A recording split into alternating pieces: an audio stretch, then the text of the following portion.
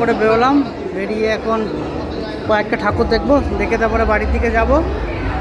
দেখি সোনামা কই? এই এই দুজন সোনামা আর আমি এসছি। টাটা করে দাও, টাটা করে দাও, টাটা করে দাও। রাধে রাধে। ঠিক আছে, এখনের মতো ভিডিওটা রাখছি, পরে ভিডিওতে আবার দেখা হবে। রাধে রাধে।